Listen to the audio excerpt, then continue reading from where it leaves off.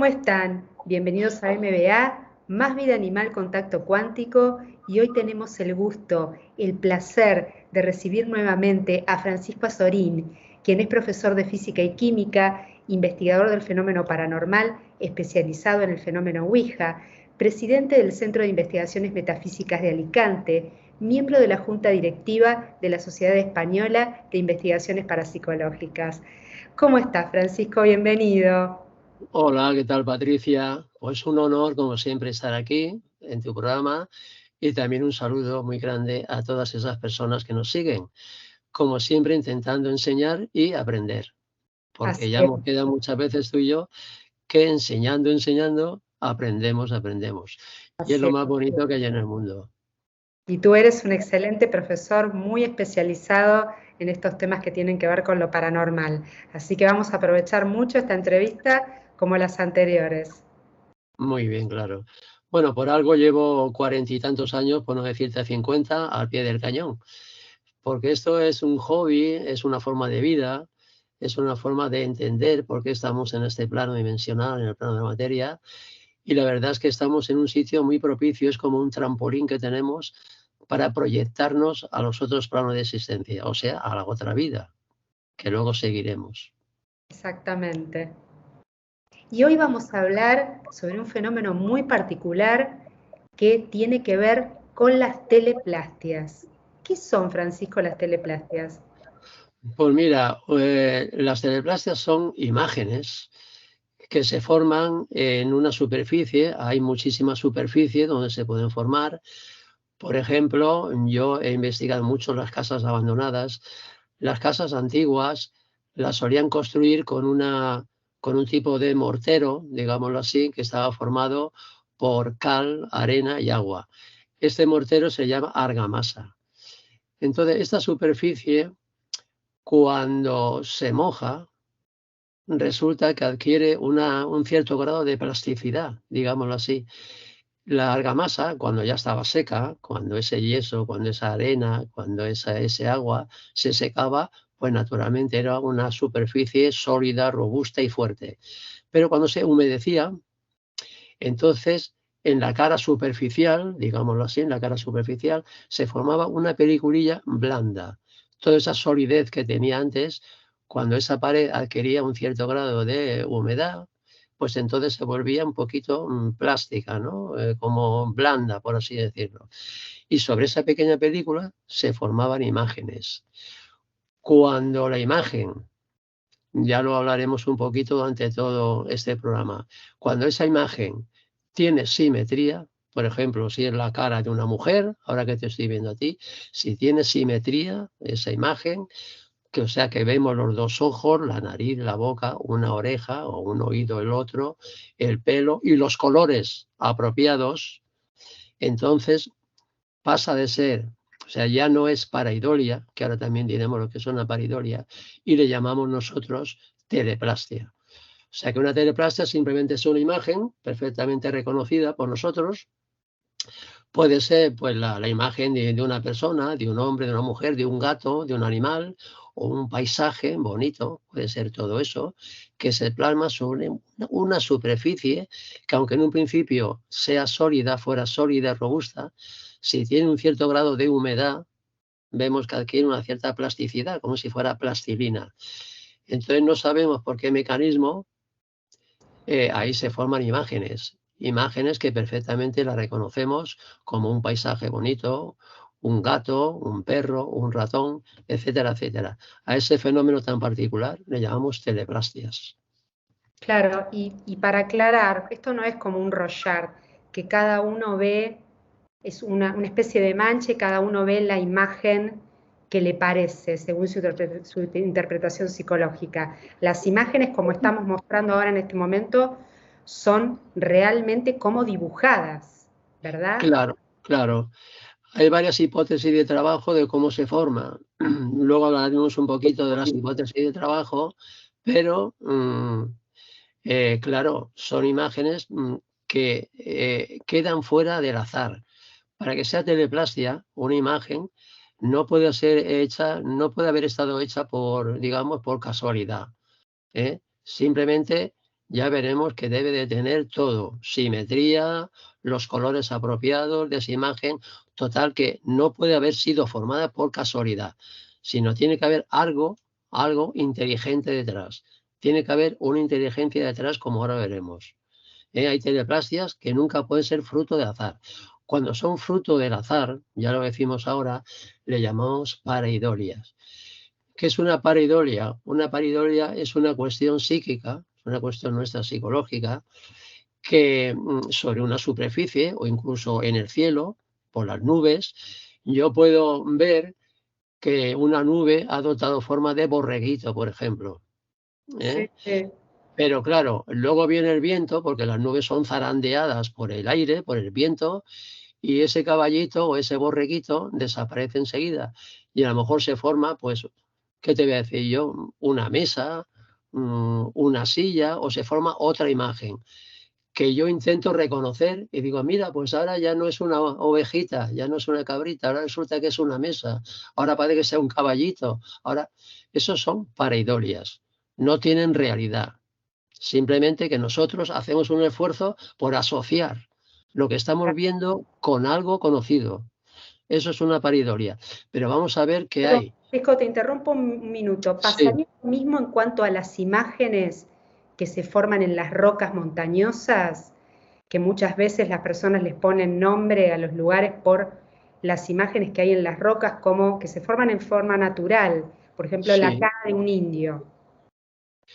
Pues te quiero decir que si esa imagen tiene simetría, si reúne todos los parámetros que nosotros necesitamos para llamarle teleplastia, pues se le puede llamar teleplastia, porque es Claro. algo que no ha sido fruto del azar. Todo aquello que no sea fruto de la casualidad, del azar. Las teleplastias se caracterizan también porque duran mucho tiempo. Una nube, por ejemplo, o en el fondo de una sartén, por ejemplo, de una olla que estamos guisando, o encima de una barbacoa, de una parrilla, que asamos carne y tal y cual, pues a veces los aceites, las grasas de las carnes, del chorizo, de la morcilla que estamos ahí, pues dejan un residuo y a veces se forman imágenes ahí, en una sartén o en una parrilla, en una barbacoa. Se forman imágenes, pero duran poco tiempo. Por eso te quiero decir que para que sea teleplastia tiene que reunir una serie de requisitos.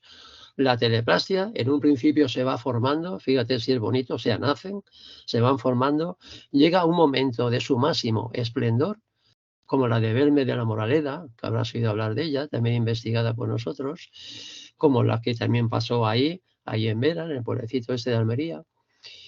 Y luego tienen la característica de que con el tiempo se pueden ir transformando un poquito, pueden ir cambiando el semblante de la cara o puede variar alguna cosa, pero se caracterizan porque duran bastante tiempo.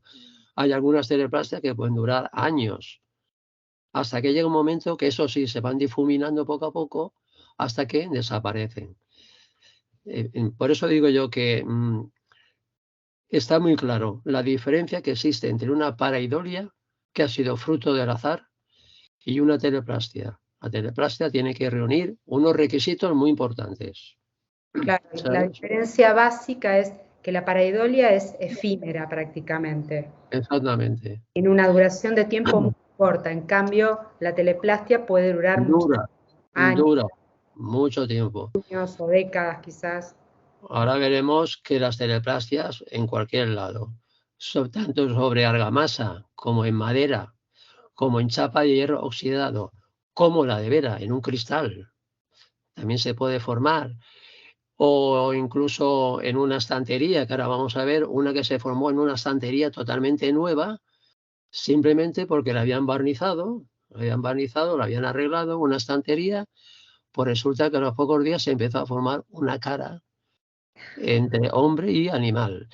¿Pero por qué pasó? ¿Por qué se formó esa teleplastia? Porque al barnizar esa estantería, lo vamos a ver ahora sobre las de madera, la madera adquirió un cierto grado de humedad y de plasticidad, un cierto grado de plasticidad. La superficie, no toda la madera, solamente es un fenómeno superficial. Esa superficie se vuelve blandita y no sabemos qué inteligencias qué inteligencias pueden actuar ahí. Pero el caso que hay algo inteligente, que es quien plasma, quien imprime o quien pinta, yo no sé cómo, esa teleplastia, quien forma esa teleplastia. Es una cosa muy, muy bonita. El fenómeno teleplástico, Muy curioso. aunque hay gente que piensa que todos son pareidolias, pero no, todos no son pareidolias. Hay cosas que no pueden haber sido fruto del azar. Como no pueden haber sido fruto del azar, hay que pensar que hay algo inteligente, hay una inteligencia detrás. ¿Pueden ser seres elementales? Pues a lo mejor son seres elementales que nuestro ojo no lo ve, pero están ahí y a lo mejor tienen su propio arte. A lo mejor su arte es formar teleplastias, crear teleplastias. Pero Claro. bueno, eso es una hipótesis de trabajo, ¿eh? Aquí no estamos sacando conclusiones, pero todo a base de hipótesis de trabajo, porque realmente la teleplastia, o luego veremos el caso de los orbes, no sabemos aún el mecanismo científico a través del cual sucede, del cual ocurre, ¿eh? Paco, ¿y hubo alguna asociación entre teleplastias y psicofonías? Por ejemplo, ¿cuál sería la finalidad? Lo has mencionado a Pedro Amorós en privado, bueno, que ustedes forman la junta directiva de la Sociedad Española de Investigaciones Parapsicológicas. ¿Hubo alguna vez que ustedes sacaran alguna conclusión, por ejemplo, con las teleplastias de Vera, que fueron formadas en cristales, que en realidad la formación de estas caras tienen mensajes, y hacer en asociación una psicofonía para ver qué se escuchaba? Sí, vamos a ver. Nosotros cuando investigamos en cualquier lugar, no solamente nos dedicamos, claro, porque hay que ver para sacar conclusiones de por qué se ha formado esa teleplastia, hacemos una investigación lo más exhaustiva posible. Por eso luego hacemos grabaciones en el lugar, a ver si hay alguna entidad que nos puede abrir los ojos, nos puede decir qué es lo que está pasando allí. Eh, entonces sí, muchas veces obtenemos respuesta de algo, de por qué ha sucedido eso, pero de momento lo que es el mecanismo, fíjate una cosa que te voy a decir, Patricia, desde arriba lo que quieren es que tú lo investigues, te lo ocurres y que llegues tú a tus propias conclusiones. O sea, ellos, me refiero a los de arriba, no te van a decir exactamente por qué ha sucedido eso. Quieren que tú te molestes, que tú lo investigues y que tú llegues a tu verdad, que a lo mejor no es la exactamente, a tu verdad.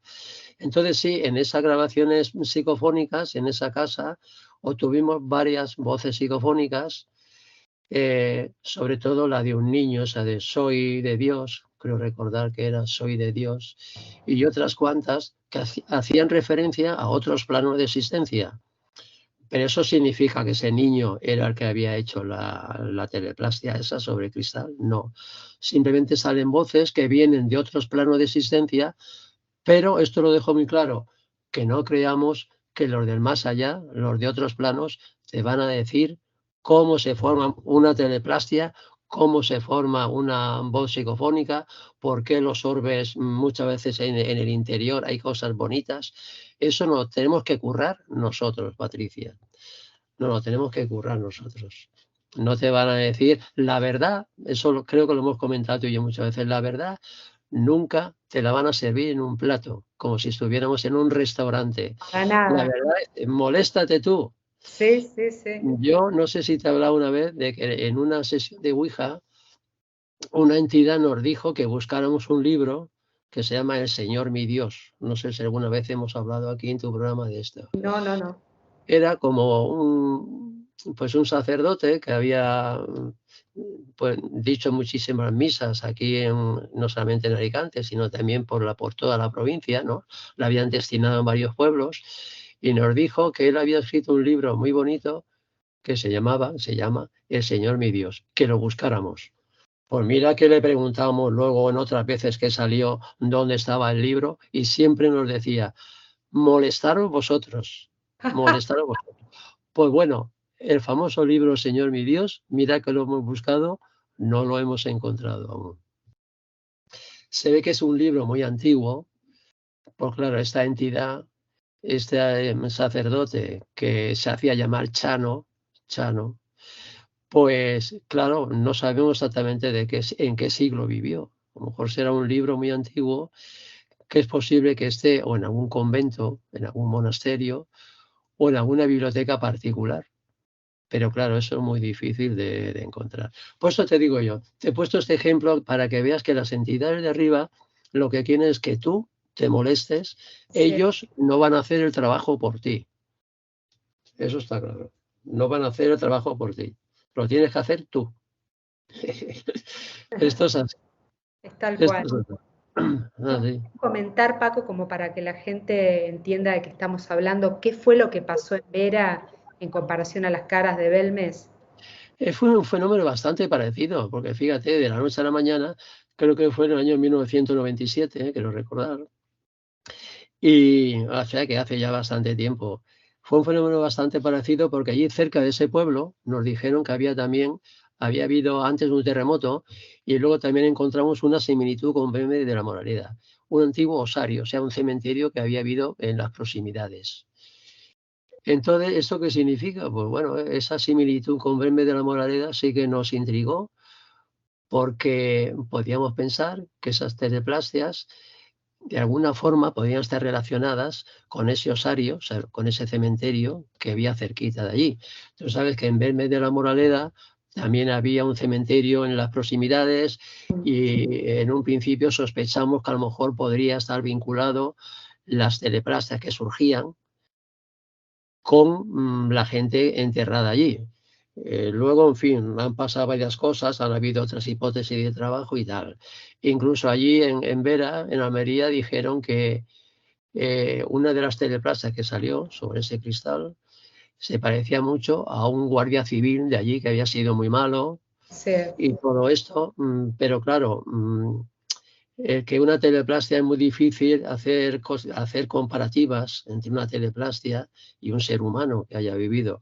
A veces esas comparativas no son del todo científicas, no son del todo concluyentes, ¿no? Pero sí, fue un fenómeno, lo mejor que podemos decir del caso este de Vera que me estás preguntando, que fue un fenómeno que lo identificamos, fue una cosa muy, muy similar con Belmez de la Moraleda. Tú sabes que lo que ocurre y lo que sigue ocurriendo en Belmez, no solamente en la casa de, de María Gómez Cámara, sino en muchísimas casas de Belmez de la Moraleda, que eso quizá nos ha dicho mucho, en muchísimas casas en Belmez de la Moraleda siguen saliendo teleplastias en las paredes de las casas. ¿Por qué? Pues porque es un lugar muy húmedo. Allí hay muchas corrientes de agua subterránea, Belmez de la Moraleda. Entonces, justamente la humedad es un factor esencial, fundamental, imprescindible para que se formen teleplastias. Es lo que le da plasticidad a las superficies. Si no hay humedad, si no hay agua, no hay plasticidad. En una superficie muy rígida, muy sólida, es imposible que se forme ninguna teleplastia. ¿Eh? y O sea además que, tendrá que ver, Paco, esto con la energía del lugar también, más allá del agua. Obviamente en el lugar que es muy seco no hay agua en la pared, es más complicado, pero tendrá que ver claro, esto con la energía del lugar. la energía, cuando hay corrientes telúricas, cuando, de acuerdo, pero a lo mejor esos factores son menos esenciales que el de la humedad, el del agua.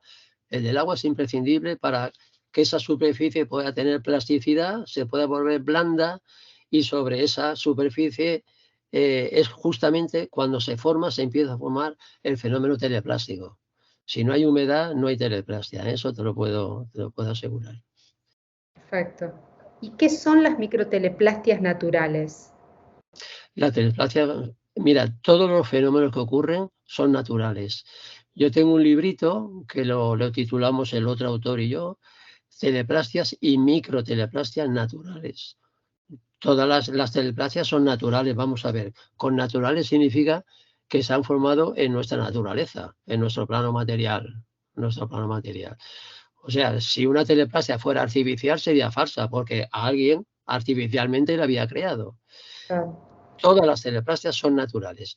El librito que escribimos, el otro investigador, Germiniano González y yo, le llamamos así, teleplastias y microteleplastias naturales, indicando que se forman en la naturaleza. Por ejemplo, las casas abandonadas. En las casas abandonadas, ¿por qué se forman muchas teleplastias? Pues porque como no hay tejas ya, las casas están prácticamente al aire libre, entra el agua de lluvia, entra el aire, el sol. Todos estos fenómenos hacen falta para que una teleplastia se pueda formar. Es muy raro en una casa nueva que siempre la estamos limpiando y tal y cual, que se forme ninguna teleplastia. ¿Por qué? Porque las casas nuestras lo que queremos es que estén secas, que no tengan humedad. La gente cuando vive en una casa lo que pretende es que no haya humedad, ¿no es eso? Entonces, solamente yo conozco el caso este que te he dicho antes, de una estantería que estaba en una casa habitada, claro, pero ¿por qué se formó sobre esa estantería la teleplastia? Que luego veremos. Pues se formó porque la habían lijado y le habían dado una capa de barniz para que pareciera nueva. Claro, al darle esa capa de barniz, y yo no sé si antes le habían dado pintura o le habían dado alguna otra sustancia, esa humedad que se formó en la estantería, esa humedad hizo que la superficie de la madera, la superficie, adquiriera ese grado de plasticidad mínimo que necesita. Y sobre esa superficie blanda, en poco tiempo se formó esta teleplastia. O sea que en las casas habitadas es mucho más complejo, mucho más difícil que se forme ninguna teleplastia, porque no hay humedad. La gente lo que quiere es que su casa esté seca, esté limpia, que no tenga filtraciones de agua, y entonces ahí es mucho más difícil que se forme una teleplastia. Como mismo en en el caso de Vera, que se formaron sobre cristales. Claro, Y pero ahí sería, el dueño de la vamos, casa estaba como muy yo no, asustado yo porque no, veía que eran rostros. yo no estuve allí, pero la conclusión a la que se puede llegar sería la siguiente.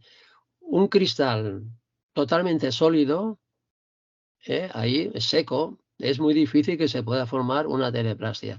Para mí, que esa cara, esas teleplastias, le echaron en un principio ese cristal, quizá, eso es una hipótesis de trabajo mía, más que nada, alguna sustancia para limpiar el cristal, alguna sustancia que por lo visto reblandeció el cristal, o sea, solamente la superficie por unos instantes.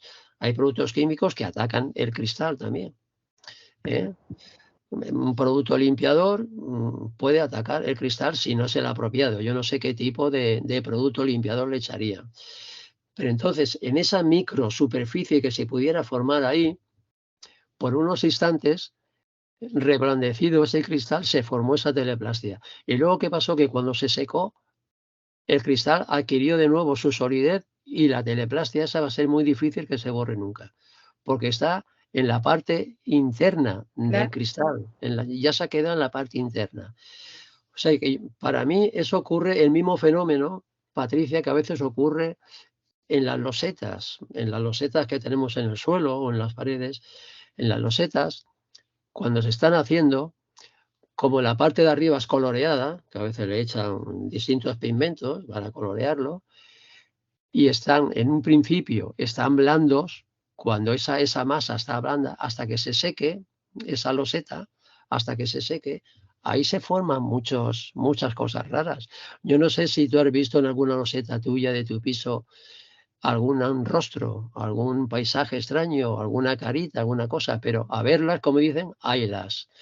Ahora veremos otra teleplastia que se formó sobre una loseta. Claro, cuando la loseta está ya dura, ahí ya no se puede formar teleplastia. Claro. Pero en el momento que la están haciendo, en el momento que la están haciendo, que la masa está blanda, en el momento que la dejan que se vaya secando poco a poco, en ese momento puede actuar alguna fuerza desconocida, puede actuar algo inteligente que no sabemos, no conocemos qué puede ser y formar una carita, un paisaje, algo raro. Muchísima gente ha visto en losetas del pavimento, en el pavimento ha visto cosas raras. Yo en el instituto donde daba clase últimamente, en el Instituto Aigón de Alicante, pues resulta que en una de las escaleras que subían a las aulas, en una de las escaleras se había formado la carita de un perrito perfecto. Perfecto, la carita de un perrito perfecto. Por eso te digo yo que la conclusión a la que llegamos que cualquier superficie es válida para que se forme una teleplasia, siempre que tenga un cierto grado de plasticidad. ¿Qué tal si pasamos ya a ver las teleplastias sobre argamasa? Quiero hacerte una pregunta más. Sí, ¿Y sí, por qué, en referencia a las microteleplastias naturales, se pueden llegar a formar en los árboles también? ¿Ha visto gente? sí, sí, sí. Ten en cuenta que los árboles, sobre todo en los nudos, yo tengo una teoría que en los árboles, en los vegetales, le llamo la teoría de los nudos. La teoría de los nudos es porque justamente en un nudo suelen formarse teleplastias. Cuando tú cortas una rama de un árbol, claro, la savia impregna ese nudo, la savia del árbol, y reblandece todo el tronco. Reblandece todo el tronco. Entonces, la teoría de los nudos que yo tengo es que sobre una rama que ha sido cortada, un trozo, o un hachazo que le hayan podido dar a un árbol, o el aire que haya arrancado una rama de cuajo, ahí sufre mucho el árbol, pero por ahí sale la savia y son lugares muy propicios para que en los árboles también se formen las teleplastias. Y es muy curioso que en los árboles ya secos tienen muchas teleplastias. ¿Por qué? Porque se han cortado ramas que cuando eso estaba fresco, ahí se ha formado una teleplastia y al secarse, esa teleplastia perdura. Perdura, está ahí y es muy difícil que se vaya porque eso ya se ha endurecido y una vez que se ha endurecido, esa fotografía, ese retrato, esa teleplastia dura y se queda ahí. Por eso en los árboles también es un foco, es un lugar muy, muy propicio para encontrar teleplastias. En los árboles, tanto en los que tienen vida como en los pobres que ya están secos. Porque en el momento que tenían vida, ya te digo yo que había muchas grietas de los árboles por donde la savia fluía y esos lugares se han reblandecido. Hay que planteárselo así. Toda superficie capaz de reblandecerse por algo, ahí es una superficie propicia para formarse teleplastias. Si no hay humedad, si no hay reblandecimiento de esa superficie, es muy, pero que muy difícil que se pueda formar ninguna teleplastia.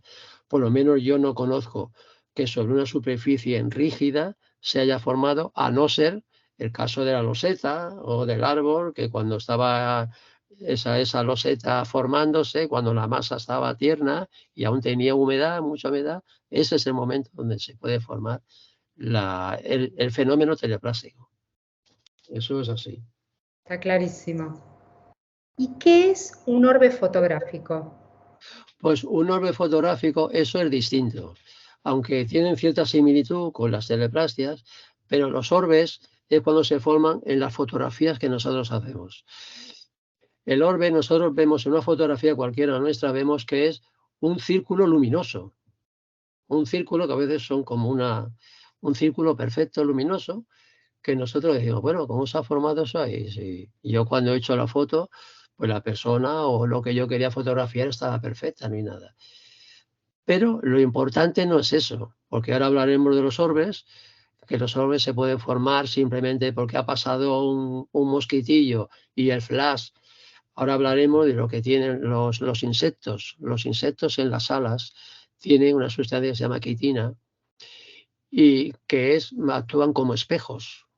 Esa quitina le da una... Y entonces cuando la luz del sol o la luz de un flash, si es por la noche o por el día, tropieza contra las alas de un insecto, resulta que la luz blanca se forma un arco iris. Es igual que la luz cuando atraviesa las gotitas de agua, ¿eh? La luz blanca se descompone en sus 7 colores.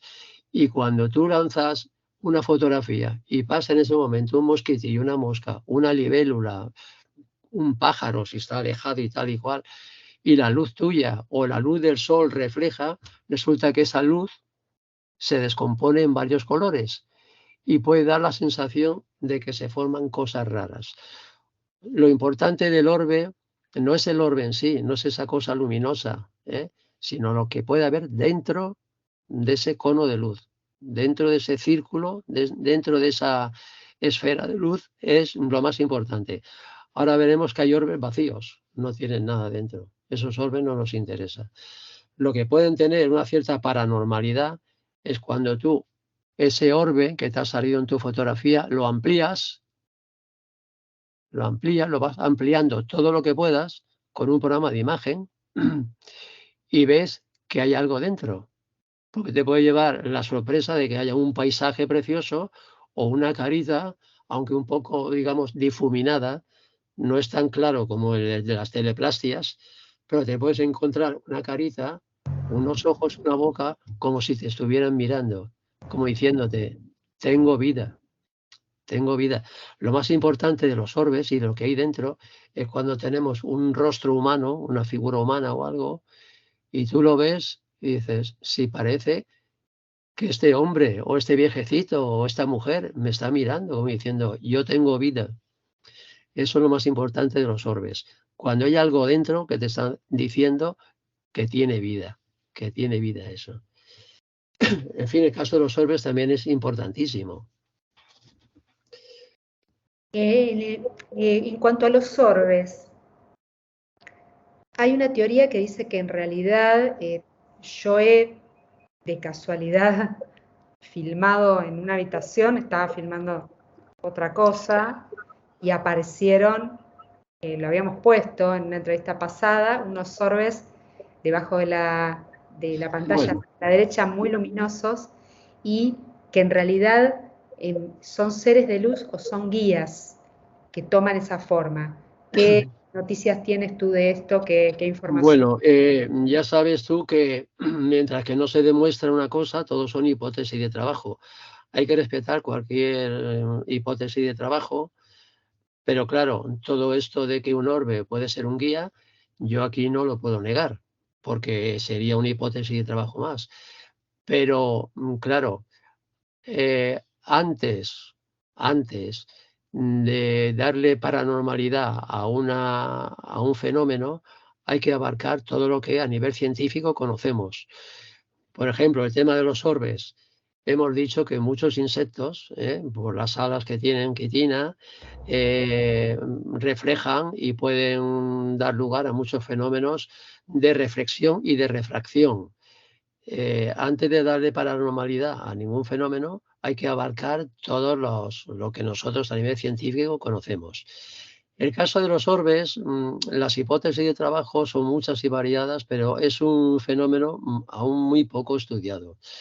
Muy poco estudiado. ¿Por qué? Porque es bastante complejo. Mira, los lugares donde más orbes se obtienen son al lado del mar, por ejemplo, y ahora diremos por qué. Un día que haga bastante viento, un lugar donde haya muchos insectos, un bosque donde haya muchos insectos.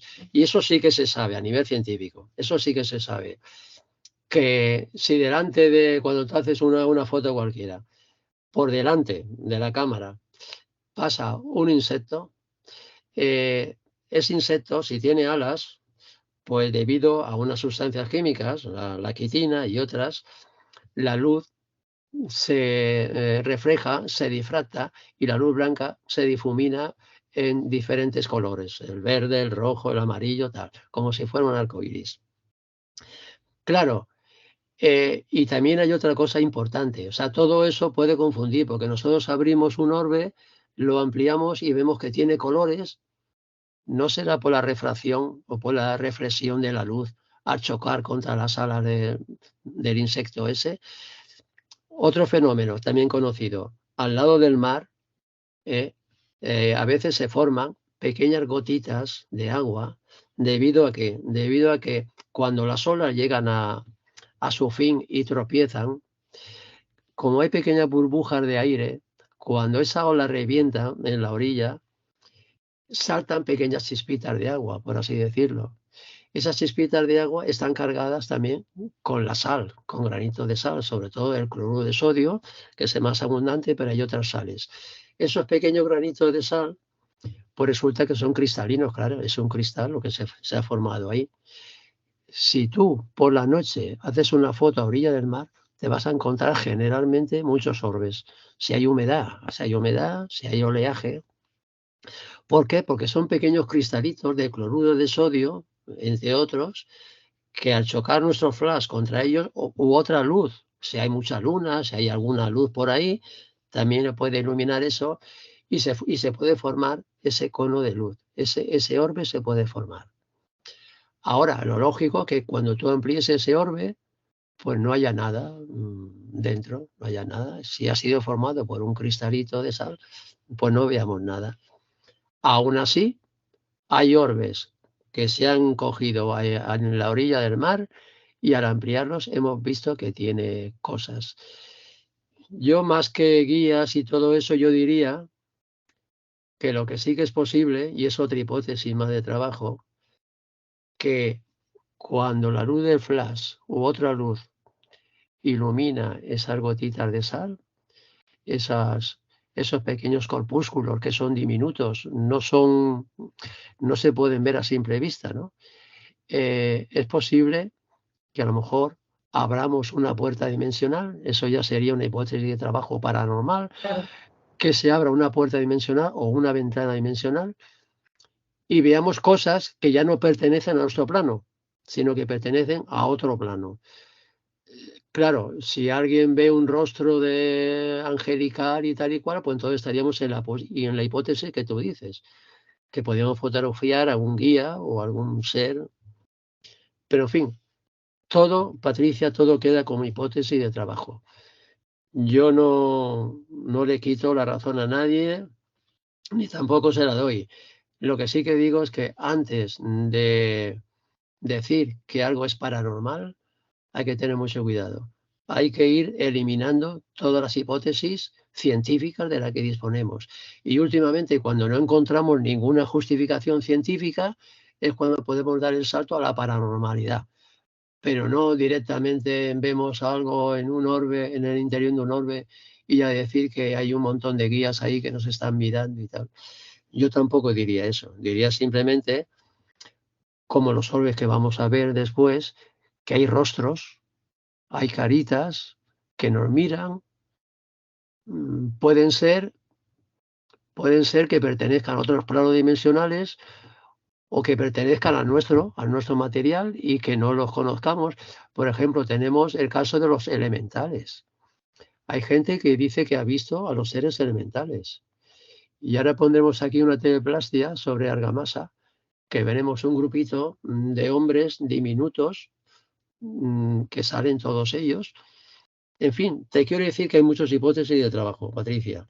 Lo que quiero dejar claro aquí, en este vídeo, es que no podemos dar el salto directamente. Hay que descartar, en primer lugar, todas las hipótesis conocidas científicas que conocemos. Y cuando ya hayamos abarcado todas y hayamos ido rechazando todas las hipótesis científicas, entonces podemos dar el salto a lo paranormal. Lo paranormal ya sería que estamos captando cosas de otros planos de existencia, que hemos conseguido captar, pues eso, la imagen de un guía, de una virgencita, de un tal, del cual, eso ya sería paranormal, pero en un grado muy elevado, claro, porque captar la imagen de un guía no es tan fácil, no es tan fácil. No, no es fácil y a mí misma me ha pasado de estar en lugares con un nivel energético muy particular, como por ejemplo ciudades intraterrenas, Erx y Sidris, y en comparación, cuando voy a ver las filmaciones, que las hice en general sin ningún afán de ver nada, sencillamente como para decir, bueno, lo tengo como un recuerdo, lo saco, cuando voy a ver en el post la filmación, veo algo que aparece en una forma que es espeluznante la velocidad, que apenas se ve, cuando voy captando en la filmación, la voy haciendo cuadro por cuadro, veo que en las dos filmaciones que tengo, tanto de la ciudad intraterrena de Arx como la de Sidris, son seres de luz que tienen como una forma triangular y aparecen como que se cruzan, no son orbes porque no son circulares, y no sabemos qué son. Tú lo has dicho, no sabemos qué son. Hasta No ahora, sabemos qué son. Tú puedes darle las velocidades y tu apenas hipótesis se de ve. trabajo. Impresionante. Tú puedes decir para ti que son guías o son entidades espirituales, pero a lo mejor otro científico te diría que son, pues simplemente, digamos, aberraciones lumínicas o reflexiones, No, refracciones extrañas. Te digo lo que te diría quizá un científico. no porque no lo filmé una sola vez, lo filmé varias veces. Pero si Y yo, la yo característica te es que digo que hay que respetar todas cámara, las... agrando la imagen y se ve la misma forma. Sí, yo no te digo que no. Pero ahora, por ejemplo, yo en plan científico te diría, y cualquier otro diría, ¿y por qué esas formas no pueden ser pequeñísimos insectos, microscópicos insectos, que para el ojo nuestro no lo Tienen ven, la velocidad, no y porque el la ojo de la velocidad cámara, tú sabes que, a la que van es bueno, lógica, espeluznante. Los insectos no se pueden mover a esa los velocidad. insectos vuelan algunos rapidísimos, y No, para el no, ojo de la cámara, cuando se cruzan, esos son décimas, vamos, pero eso nada, eso, boom, boom, son vistos y no vistos, como suele decirse. Por eso te digo yo que antes de dar el paso a la paranormalidad, hay que haber rechazado toda la normalidad, todo lo científico. Y yo te digo que en el aire, en suspensión, además de multitud de basurilla, de pequeñas partículas, de contaminación, lo que llamamos contaminación, hay multitud de pequeñísimos insectos que nuestro ojo no los ve. Yo ahora estoy seguro que en la habitación nuestra y en la tuya hay pequeñísimos insectos microscópicos que tú no los ves. Pero a lo mejor haces una foto y ves que una cosa pasa rapidísimamente y a lo mejor es un pequeñísimo insecto.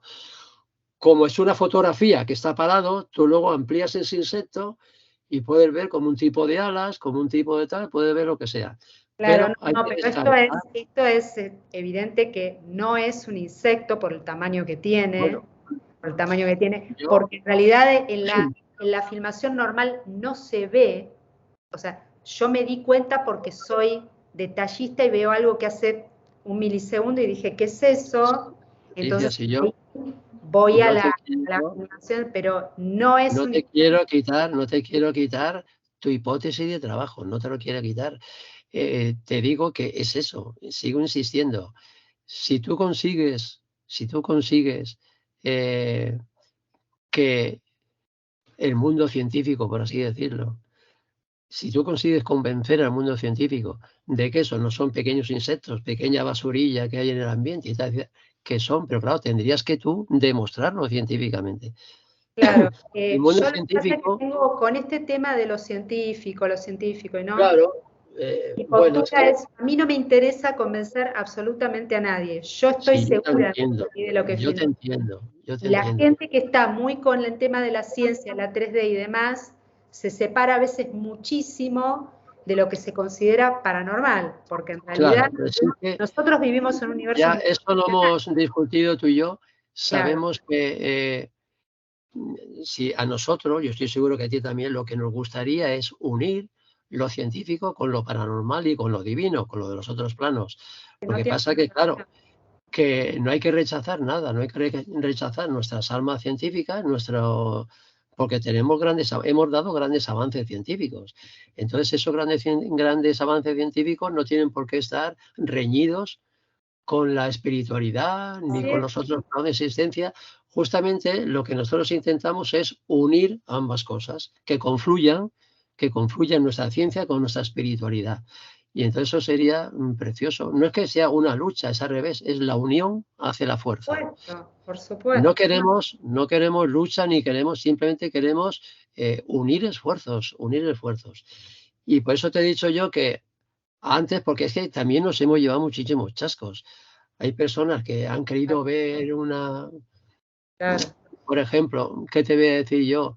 Pues una aparición mariana, que también eso sería un buen programa, una aparición mariana, y ahora estamos llegando a la conclusión de que todas las apariciones marianas que se han producido en la Tierra simplemente han sido apariciones de seres extraterrestres que han venido y se han presentado de esa forma ante nosotros.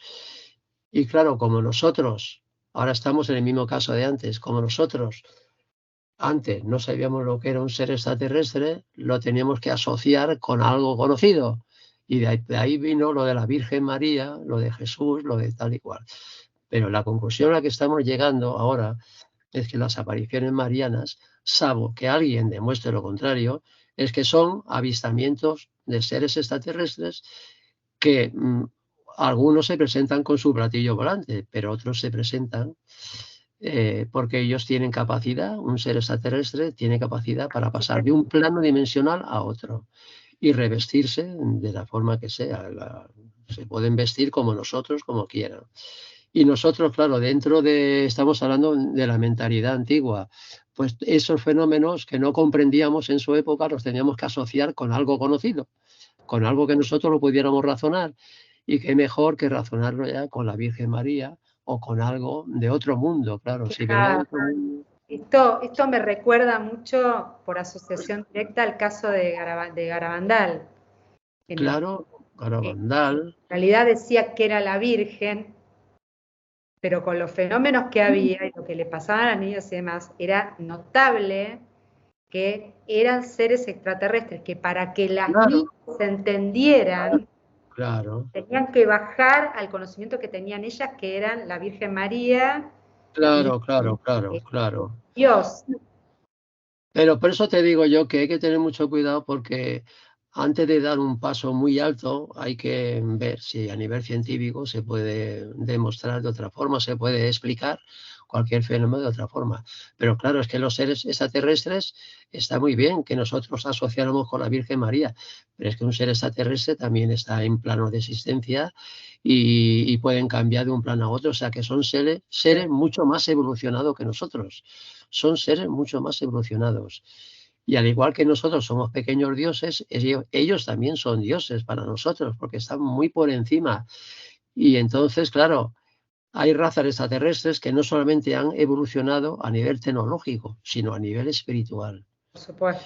Y entonces muchos de esos seres que se presentan, que se han presentado, pueden ser perfectamente pues, guías, que casi todos son guías, porque saben mucho más que nosotros, tienen mucho más conocimiento, mucho más sabiduría.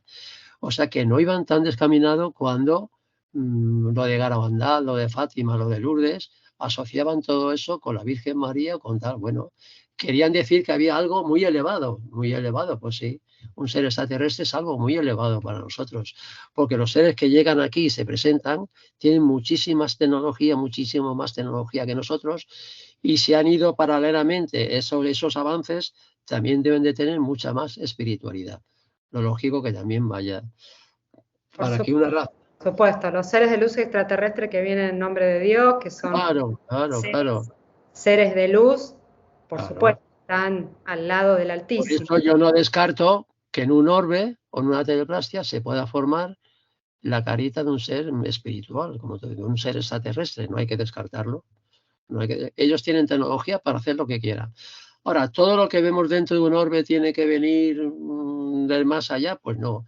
Hay muchos orbes, pueden tener diferentes orígenes. Por ejemplo, un orbe a lo mejor simplemente ha cogido un insecto, pero en el interior de otro orbe a lo mejor sí que se puede presentar un ser extraterrestre o una divinidad, un guía, lo que sea. O sea que no, una cosa no está reñida con la otra, ¿entiendes? Que un orbe pueda tener que ser fruto de un insecto, eso es posible y se da. Que un orbe puede ser fruto de una ventana espaciotemporal o una ventana que hemos abierto, también. Que detrás de esa ventana se puede presentar un ser extraterrestre, también. Que detrás de esa ventana puede haber una divinidad, otro ser, todo, todo es posible. Y por eso te quiero decir que no hay que rechazar, Patricia, Claro, nunca ninguna hipótesis de trabajo. claro que sí, claro. Nunca hay que rechazar ninguna hipótesis de trabajo.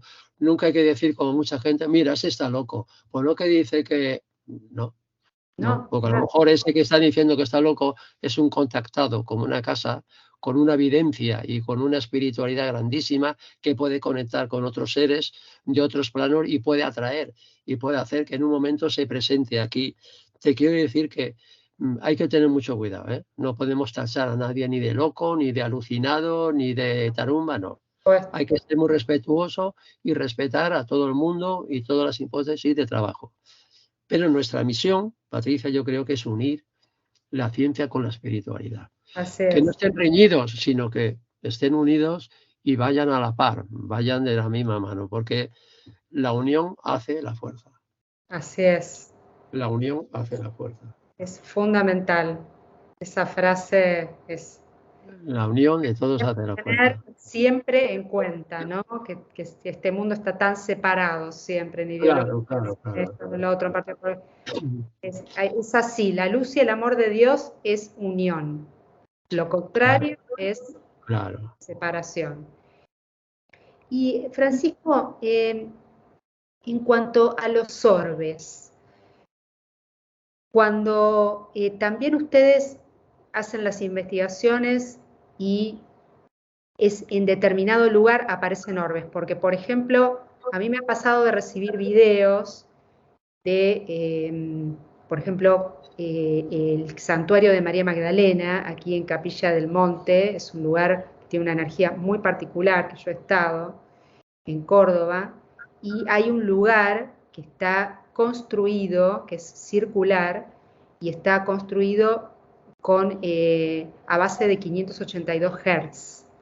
Cuando el sonido ahí es una cosa muy particular, cuando uno habla, canta, y es un lugar en el que se hacen meditaciones. Y en varias oportunidades, al filmar, es impresionante. El lugar no tiene ventanas, es un círculo y es como un domo, estamos viendo la foto aquí abajo, y al filmar aparecen cualquier cantidad de orbes. Se ven porque no hay forma, digamos, que sean insectos, nada, porque está todo completamente cerrado, no hay ventanas, se ven que son luces circulares. ¿Cómo se puede catalogar este fenómeno? Vamos a ver, hemos dicho antes que el orbe en sí no tiene mayor importancia. Si no lo abres, el orbe en un principio es una mancha de luz, es un círculo de luz intensa. Que puede ser, pues se puede formar, hemos dicho, hay muchas hipótesis, por un insecto, por tal, se pueden formar por miles de cosas. Por la basurilla que hay en el ambiente, por, ¿qué te voy a decir yo? Polución, lo que nosotros llamamos la polución, sobre todo en otoño, que hay tantas pequeñas hojillas que se caen de los árboles, hay tantas semillitas. El orbe se puede formar de muchas formas, pero el orbe en sí, si tú me presentas aquí una afirmación o una foto con miles de orbes, yo te digo, Patricia, muy bien, pero si no me has abierto ninguno, si no has ampliado ninguno, yo no sé lo que hay dentro, porque todos esos orbes podían estar vacíos, podían simplemente fenómenos, ¿cómo te voy a decir yo? Pues, simplemente reflexiones de cosas que hay, porque a veces cuando tú haces una foto, la luz del flash o simplemente otros tipos de luces pueden reflejar en la pared. Hay superficie, hay espejos o hay paredes que son bastantes con pintura satinada y puede rebotar la luz. Me refiero que un orbe, una fotografía, aunque tenga muchísimos orbes, no tiene mayor interés paranormal para nosotros. Se han formado los orbes, pero sabemos que los orbes hay muchas formas que se pueden formar. Lo que tiene mérito, Patricia, lo que estamos viendo, el orbe hay que ampliarlo. Hay que ampliarlo con un programa, pues, en fin, de imagen que nos permita agrandarlo todo lo que podamos. Y luego, si no vemos mucho, vemos que hay algo, pues a lo mejor se le pueden pasar algunos filtros para ver si con el rojo, con el verde, con el azul, en fin, se destaca más lo que pueda haber dentro. Repito, el orbe en sí, una mancha de luz, no tiene ninguna importancia paranormal, es lo que hay adentro, lo que hay adentro, lo que recoge dentro del orbe. Esas fotografías que tú me dices que las has obtenido en ese lugar, ¿habéis hecho o alguien ha hecho alguna ampliación de esos orbes? Porque si no No, tenemos ampliación, lo que es impresionante es la cantidad. bien, Es la cantidad y a la pero velocidad que se cruzan. A la velocidad, es, es impresionante la velocidad y la cantidad que hay. Nunca había visto tantos en una filmación. en esos lugares La cámara, que no es puede la haber cámara, corriente de aire o algo, ¿cómo? corriente de aire o algo que impulse No, las el lugar es partículas. totalmente cerrado, es un domo, es un semicírculo, no hay ventanas, es totalmente cerrado. puede haber calefacción, porque si hay calefacción, ya sabes tú que se forma No, lo no. que nosotros, el aire caliente sube, el frío baja y se forman unos torbellinos de convención que se llama, que a veces pueden hacer que las partículas que hayan cuando circulen, te quiere No, decir que no no hay sé, calefacción, no hay ventilación, no hay nada. Se hace una meditación corta, es un lugar, te repito, muy cerrado, que incluso para ingresar tienes yo ese fenómeno, que ir. Patricia, no te lo puedo analizar aquí porque es una cosa muy interesante. A mí me gustaría estar en ese lugar, pero yo no te puedo decir qué es lo que puede ser, porque si es un lugar cerrado, que no hay corriente de convención, que no hay ningún tipo de corriente, que pues es muy raro que se cruce nada, que eso no, ese fenómeno no lo No, por eso conozco, a mí me no, llamó no me mucho puedo la pronunciar. atención la cantidad y la velocidad a la que se cruzan. Es impresionante. Y son todas luces blancas de forma circular. Y ahí estáis meditando y todo eso, ¿no? Había gente meditando. Sí, sí. Pues habría que ver si la meditación tiene algún tipo de, no sé, de, De influencia. claro, de influencia sobre todo esto. Eso ya sería hacer una investigación muy exhaustiva y con mucha profundidad, a ver si en ese estado de meditación, fíjate que, por ejemplo, los lamas del Tíbet, cuando están meditando, son capaces de salir de su cuerpo.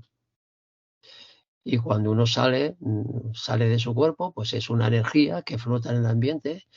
Claro. De hecho, ya te dije yo que en muchas sesiones de Ouija que nosotros hemos conectado con lamas del Tíbet, nos ha dicho que era porque había salido de su cuerpo, estaba meditando y habían visto la luminosidad, la luz que se estaba produciendo en la sesión de Ouija.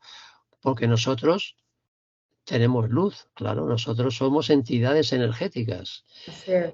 Y cuando 4 o 5 personas se reúnen a hacer una sesión de Ouija, se ve que hay un cono de luz muy grande.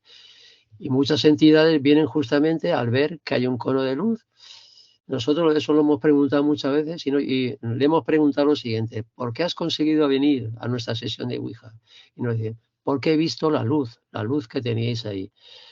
O sea, se ve que cuando uno sale astralmente o desde otros planos de existencia, ven la luz que se forma en torno a una sesión de Ouija y acuden a ver qué es lo que hay ahí. Y esas inteligencias son las que luego son capaces, si lo estamos grabando también, de dejarnos voces psicofónicas, inclusive desde el plano dimensional donde estén. Porque en una sesión de Ouija hemos visto que pueden participar en la grabadora, pueden intervenir entidades que están en planos diferentes, Claro. en planos diferentes. Y aprovechan de los momentos de silencio que hay en una sesión de Ouija, porque nosotros preguntamos y luego dejamos, o sea, estamos todos en silencio para que la entidad pueda contestar a través del vasito, que se mueva. En ese momento de silencio, estas inteligencias que están en planos diferentes son capaces de dejarnos psicofonías, voces psicofónicas en nuestra grabadora. Y a veces es gracioso porque se comunican entre ellas.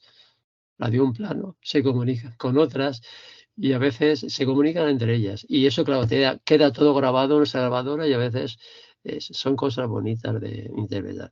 Por eso digo yo que Realmente el sí. caso que tú me has planteado, Patricia, yo no te puedo decir nada porque no lo he investigado yo. Pero es una cosa muy curiosa, ¿no? Muy curiosa que a lo mejor la meditación, Lo comento, sí, sí. a lo mejor en ese estado especial, en ese estado alfa, en ese estado, pues es posible que haya gente que incluso esté flotando en el ambiente o haya salido astralmente de su cuerpo. Sería una cosa interesantísima de investigar. Pero como yo no he participado en esas investigaciones, no te puedo decir. Simplemente te digo que me gustaría mucho investigar en esos lugares con multitud de gente meditando, porque ahí se pueden producir muchísimos fenómenos, quizá aún todos ellos desconocidos por nuestra ciencia, ¿no? Porque además hay gente que en estas meditaciones grupales Claro. manifiesta ver seres de luz, por ejemplo, arcángeles, o mencionan la presencia del arcángel Miguel y lo ven. Hay gente que tiene esa capacidad, ¿no? Que no todo el mundo, Y, por supuesto. mira, si nosotros hacemos a veces una cosa que yo digo, Porque a veces a nivel, si tú te basas en un trampolín científico, a veces llegas a todo eso que tú me estás diciendo. Mira, si una persona medita sola o está sola, ¿con qué energía cuenta? Con la suya. Nosotros somos como pequeñas pilitas eléctricas. Tenemos electricidad, tenemos energía. ¿Qué ocurre cuando varias personas se reúnen o incluso aún más cuando se juntan de las manos y se forma un corro de 10, 15 personas? Entonces estamos actuando como una antena parabólica grandísima, que estamos proyectando un cono de luz. Fíjate, si en una sesión de Ouija hay 4 o 5 y estas entidades ven la luz, ¿qué luz no podrán ver cuando nos juntamos con las manos? Porque no sé si vosotros lo habéis hecho. No es lo mismo estar 4 o 5 personas juntas pero separadas de las manos. Sí, sí. Nos cogemos de las manos, entonces cuando fluye totalmente nuestra energía, la mano izquierda es la que toma energía y la derecha es la que da a la persona que tenemos, ¿eh? Se forma un corro. Entonces yo siempre hemos hecho experiencias de ese tipo y sabemos que se forma ahí una antena parabólica, se forma una cantidad de energía que lanzamos al medio ambiente, que ahí puedes atraer, como tú dices, entidades de luz, porque tú eres luz, estás formando un corro grandísimo de luz. Ah, sí, Así sí. que yo, además, esa experiencia que tú me has dicho, además de estar varias personas meditando, yo lo que propongo es que estén meditando, pero que unan sus manos para que la energía se sume. Es igual que las pelitas. Si varias pelitas están en serie, ¿qué ocurre? Que una pelita de 1,5 voltios, si se juntan varios, pues Ah, aumenta muchísimo. ¿Eh? Aumenta muchísimo el voltaje que pueden proporcionar. Así que a mí me gustaría investigar eso que tú dices, ver si realmente hay algo extraño en el ambiente y todo eso, pero yo lo que también te digo que si tienes alguna fotografía de esas, que vayáis ampliando esos orbes, a ver qué hay.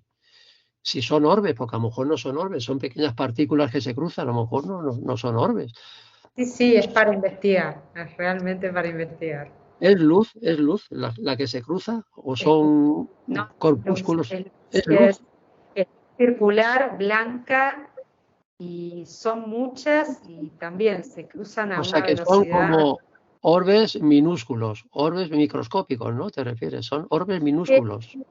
no son microscópicos, se ven dentro de la filmación a un tamaño considerable. No son Es microscópicos. que te lo digo por asociarlo con lo de las teleplastias y microteleplastias. Pues igual que existen microteleplastias, como ahora veremos, también es posible que existan microsorbes, pequeños corpúsculos de luz. Que sean microsorbes no significa que no sean orbes. Claro, Hay que ampliarlos más, pero claro, o por sea que todo supuesto. es muy interesante, todo es muy interesante eso. Entonces, Francisco, las hipótesis de trabajo en cuanto a las teleplastias y los orbes, ¿cuáles serían? Bien, pues en primer lugar, si te parece, vamos a empezar por las hipótesis de las teleplastias. Las teleplastias hemos dicho que la superficie tiene que estar totalmente reblandecida, tiene que adquirir un cierto grado de plasticidad para que una teleplastia se pueda formar. Una hipótesis de trabajo, ¿cuál sería? Que de ahí viene el nombre de teleplastia. Es pensar que tanto nosotros los seres humanos como quizá algunos animales, su cerebro, en combinación con la mente, es capaz de proyectar cualquier imagen que tengamos aquí en nuestra cabecita, de proyectarla hacia la pared. De ahí viene el nombre de teleplastia. Tú envías, tú proyectas esa idea que tienes, ese dibujo. Por ejemplo, imagínate que tú tuvieras ahora capacidad. Ten en tu mente la imagen de un gatito tuyo o de un perrito y intentas proyectarla sobre una superficie reblandecida, que a lo mejor tú no sabes que está reblandecida. Eso puede ser una cosa inconsciente. Entonces proyectas esa imagen, si tienes una imagen fija, la proyectas. De ahí viene el nombre de teleplastia, es una proyección de algo que tenemos los seres vivos, sobre todo los que tienen capacidad suficiente para hacer eso. Otra hipótesis de trabajo, pues también sería que estas superficies reblandecidas con los elementos químicos que puedan tener, con los compuestos químicos, que algunos son coloreados, pues en un momento determinado pueden actuar como una placa fotográfica. y son capaces de captar algo que tengan delante. Por eso a lo mejor una teleplasia parece la imagen de un perrito, porque a lo mejor cuando ese perrito estaba mirando la pared o estaba mirando el techo o el suelo, no sabemos por qué circunstancia, ese suelo, esa pared, podía actuar como una placa fotográfica y la impresión del perro, esa fotografía del perro, quedó imprimida ahí. O sea que lo de la placa fotográfica también es posible. Más ideas, no sé en todas, porque a lo mejor el origen de las teleplasias no es único, puede ser varios. Hay algunas teleplasias, y algunas las tienes tú, te las he enviado, que podían ser incluso seres elementales. En los árboles, en las casas abandonadas, hay gente que dice que ha ido al bosque y le ha dado la sensación de haber visto seres elementales, de haberse concentrado, haber estado meditando y visto seres elementales. ¿Qué nos dice a nosotros que a veces nuestro ojo es incapaz de ver a un ser elemental, pero el ojo de la cámara sí que es capaz de captar un ser elemental? O sea que otra hipótesis de trabajo es que podían ser alguna de esas teleplastias, simple y llanamente seres elementales, que en ese momento hemos tenido la suerte de que nuestro móvil, nuestra cámara, ha sido capaz. Bueno, hay 3 o 4 hipótesis de trabajo que para intentar salir del paso, ¿no? Pero la gran realidad es que hoy por hoy no sabemos pues cómo se pueden formar. Yo una vez, fíjate, a un ser que se estaba manifestando en una sesión de Ouija, pues le pregunté que si me podía decir cuál es el origen de las teleplastias. Esto ya no sería una hipótesis mía ni de... Eso es lo que me dijo. Dice, las personas y los animales, algunos cuando fallecen, necesitan, es como, es un freno, no quieren marcharse al otro plano. Entonces es como si cuando atraviesan una pared se resisten a proyectarse hacia el plano que le corresponde y dejan una impronta de ellos. Dejan como si el propio espíritu fuera capaz de plasmar tu imagen para que se perpetuara en la pared. O sea que podían ser imágenes de personas que al fallecer, al trascender, son capaces de dejar algo suyo como un recuerdo final o como una... Bueno, eso también es una idea bonita, ¿no? De la trascendencia. Y en el caso de los orbes, Patricia, pues es más complejo las hipótesis de trabajo. Hemos dicho que si es una fotografía con un flash, el flash, al incidir sobre algo, un insecto, lo que sea, podría ser esa luminosidad, ese destello, podría ser suficiente para abrir una ventana, una puerta dimensional. Y que nosotros en ese momento pudiéramos ver en la fotografía algo que no pertenece a nuestro plano, sino que pertenece a otro plano dimensional. Serían esas caritas que nos están mirando como si alguien se asomara a esa ventana, a esa puerta dimensional y, y quisiera ver qué es lo que hay ahí. Y otra hipótesis mucho más mundana, mucho más científica, lo que estamos hablando aquí, de que muchos de los órbiles, al agrandarlos, pues simplemente vemos una refracción, una reflexión de la luz debido a el impacto de la luz sobre las alas de los insectos y parece que vemos formas dentro, hay colores, porque la luz blanca al pasar por la quitina de las alas actúa como cristalitos, como espejos, y claro, la luz se difracta, la luz se descompone en esos 7 colores. Pero eso sería pues una teoría científica, ¿no? De cómo se puede formar un orbe por dentro. Cuando se agranda se ven distintos colores, como si fueran distintas formas, pero que no serían más que las alas del propio insecto. Y la verdad es que no sé poco más. Te quiero decir que hipótesis de trabajo son muy difíciles de sacar. En algo desconocido, pues la verdad es que es muy difícil de sacar. Yo lo que sí que propongo es que la gente investigue, que la gente salga a la playa, al monte, a los lugares donde haya viento y la semilla de los árboles se mueva y que vea que en esos lugares hay mucha posibilidad de grabar orbes. pero que no se conforme con ese orbe, que lo agrande, que lo investigue y que lo analice. Porque, por desgracia, la inmensa mayoría de los orbes por dentro están vacíos. Es una esfera de luz, es un cono de luz blanca, pero a veces cuando agrandamos, simplemente vemos luz y no hay nada dentro. Así que nada, como siempre, Patricia, un placer aquí haber estado contigo y estoy contento porque sé que esta explicación, tanto mía como tuya, pues va a llegar a mucha gente y que se va a animar a investigar esto y a sacar sus propias conclusiones. Porque lo más importante no es la conclusión a la que tú hayas llegado, Patricia, ni la que tenga yo. Lo mejor para cada persona es que ella, con su esfuerzo, con su sacrificio, saque sus propias conclusiones. Porque esas conclusiones siempre serán su verdad, que es la que le interesa a ella. Por supuesto, Pues nada riquísimo, más. ¿no?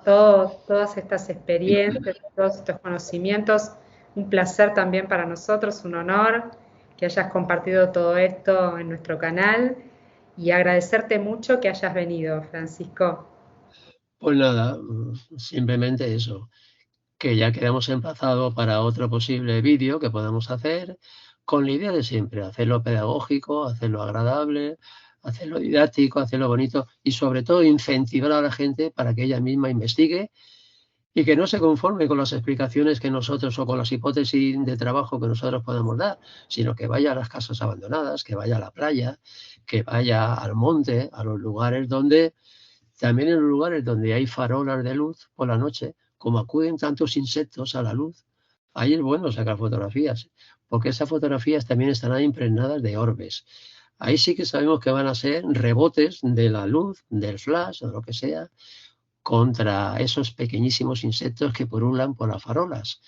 Pero nos podemos llevar la sorpresa de que alguno de ellos estuviera lleno por dentro y nos lleváramos eso, ¿no? Que viéramos un paisaje, una carita, algo que llegáramos a la conclusión de que no pertenece a nuestro plano material, sino que podría pertenecer a otros planos distintos y todos sabemos que los entreplanos se entrecruzan entre ellos.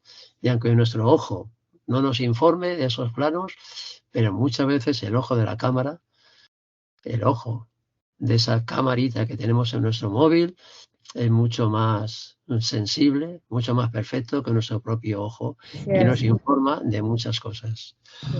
Un placer, Patricia. Francisco, tus redes sociales para que la gente pueda comunicarse contigo, para hacerte alguna pregunta.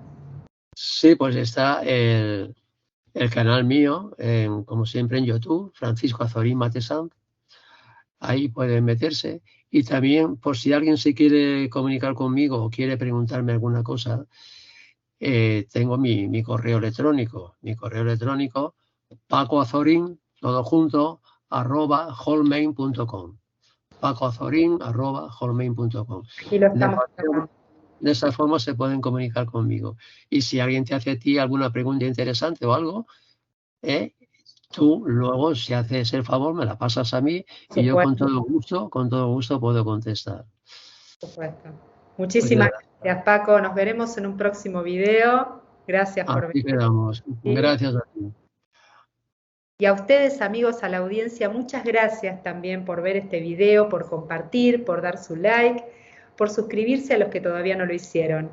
Y nos veremos en un próximo programa de MBA, Más Vida Animal, Contacto Cuántico. Que estén muy bien. Chao, chao. Hasta luego. Adiós. Adiós.